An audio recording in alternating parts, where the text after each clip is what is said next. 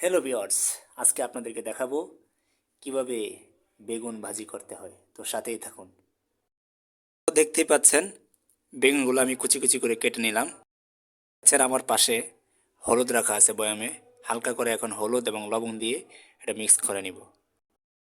আপনারা দেখছেন এখানে আমি কিছুটা পেঁয়াজ এবং কিছুটা মরিচ নিয়ে নিলাম, পাশে লবণ আছে।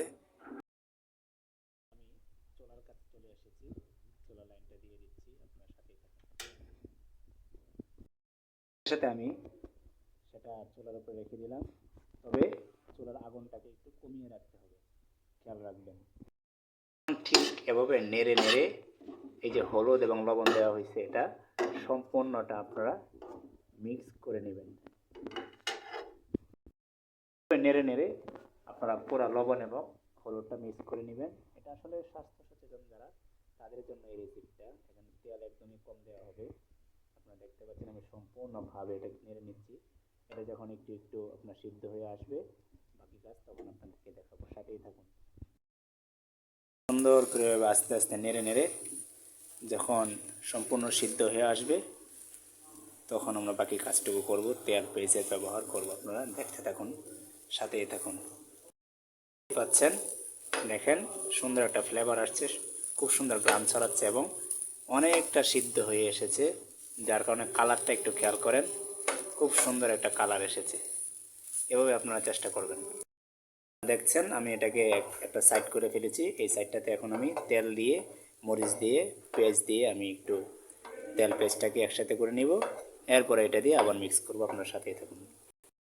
দেখছেন যে আমি হালকা করে একটু তেল দিয়ে নিচ্ছি এই খালি অংশটাতে।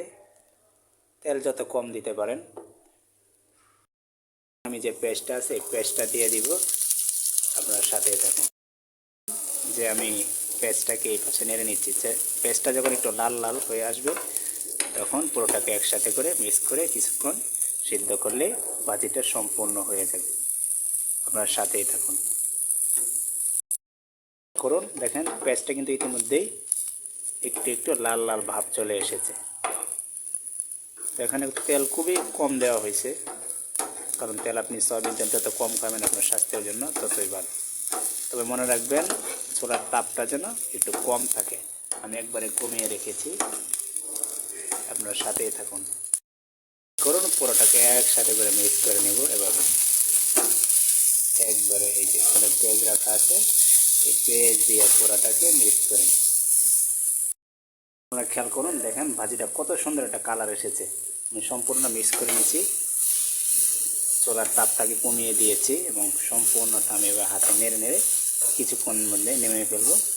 বাস, আমার ভাজিটা কমপ্লিট হয়ে যাবে।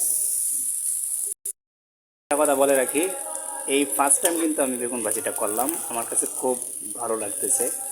জানি না খাবারে কীরকম হবে, আশা করি খাবারে ভালো লাগবে, দেখতে যেহেতু অনেকটা ভালো লাগছে। এই তো তৈরি হয়ে গেলো সুন্দর বেগুনের রেসিপি। এতক্ষণ যারা সাথে ছিলেন ধন্যবাদ। আসসালামু আলাইকুম ওয়া রাহমাতুল্লাহ।